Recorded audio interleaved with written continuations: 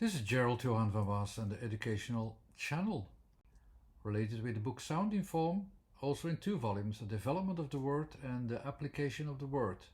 The book is about it shows a way how to combine letters and sounds in words, and this method will show you that there are existing rules how to analyze this and make a change from letters, from sounds into forms and into meanings.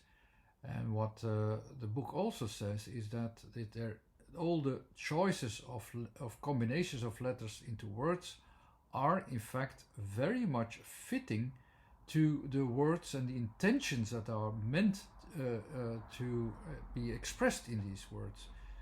I'm not going deeper into this, but in this series of videos will show you how you could learn it, how you could sense it, and in what way you can gradually grasp what is really in these words. And I will provide examples. In this video I will provide answers and examples with the sound R, which you have in the word farm, arm and warm, which is a bit different than warm, so I'll take that one too.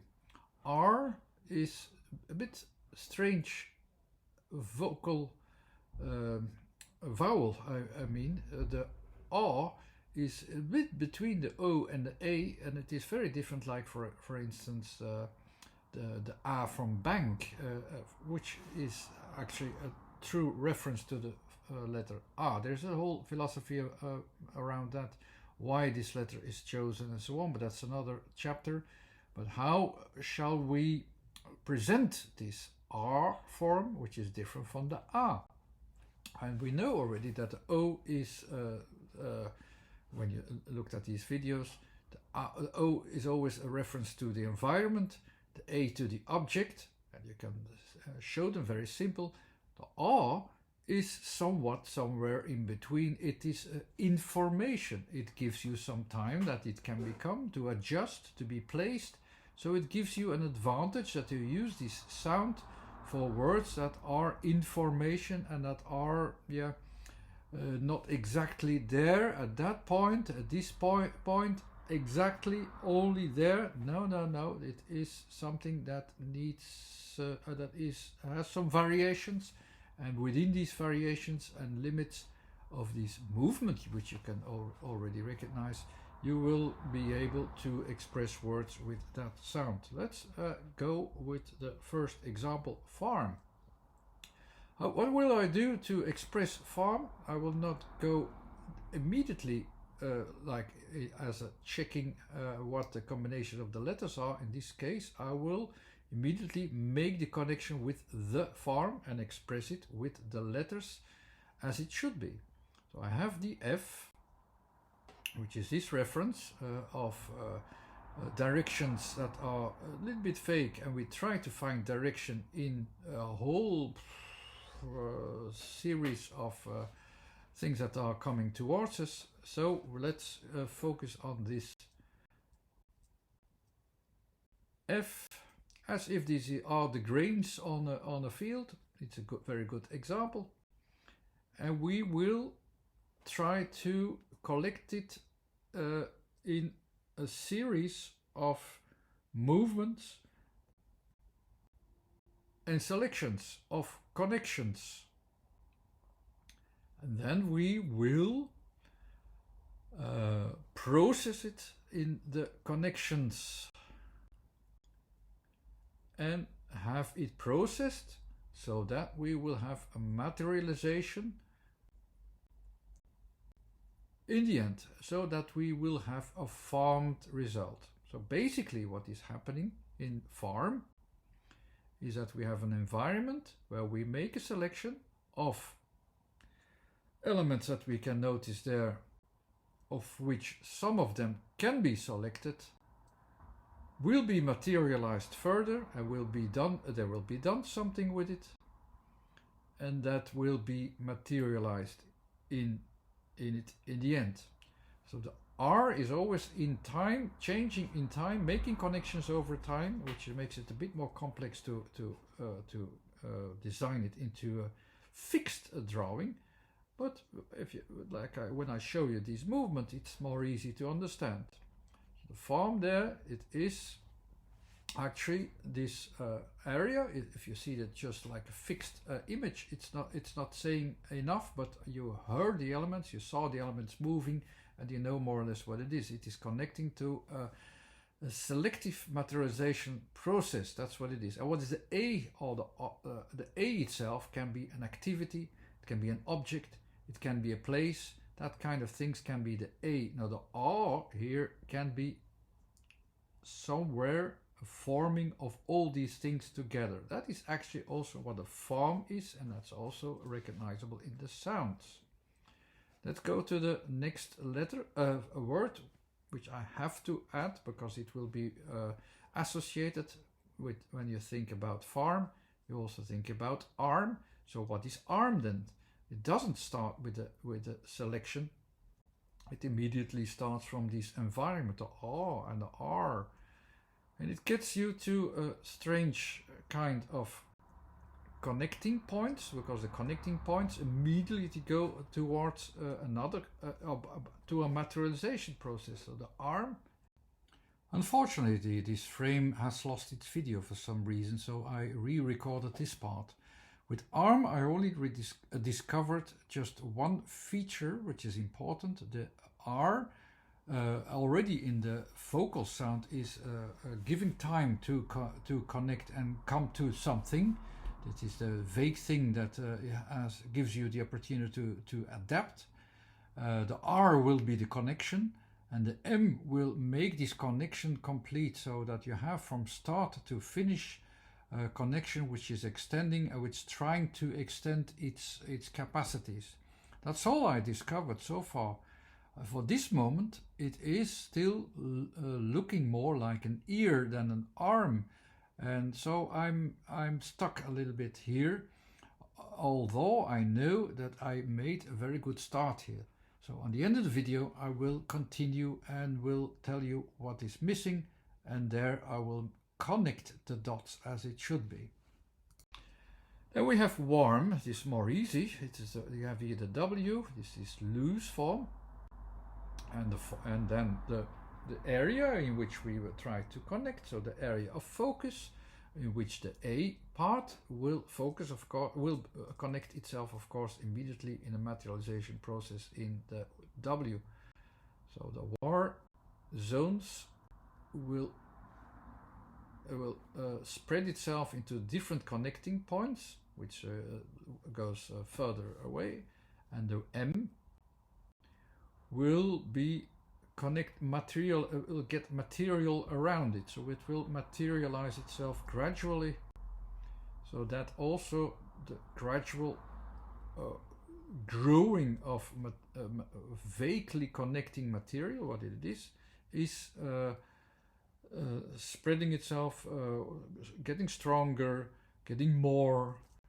So you have this warmth here a little bit, but warm actually is a filling in of the materialization process in the vague connections. The W, the vague connections, the R, the connecting, the M, the materialization. So you can sense what warm is in the forms and in the content.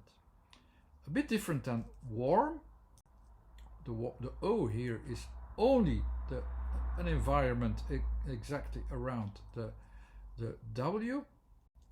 Also this one will try to connect everything, and when the M immediately goes back to the materializing form itself, but it will be about an environment as well. So the environment will also have a movement which will have some variations in the environment as well, but also inside are the kind of connections recognizable in the warm. So you have the O environment, which turns, gets bigger and get more material, and once again get bigger, and and turns again. This is one of the associations that you can make, and it will fit to the worm. It's not only the movement of changing, it's also this kind of connection of going larger, smaller, turning. This kind of interconnection will be visible in the word worm. So it will connect, turn, materialize onto this loose form, as you can see, and the W is the big form, the R is a turning and connecting, the connecting points, and the M is the materializing. So it will materialize itself by getting thicker and getting less thicker and so on into the environment, and it's because of it wants to move in the environment. This is the association that you can make based upon the letters. I did that deliberately, but they will help you to understand all these letters and letter combinations. This was again an addition to the book Sound in Form.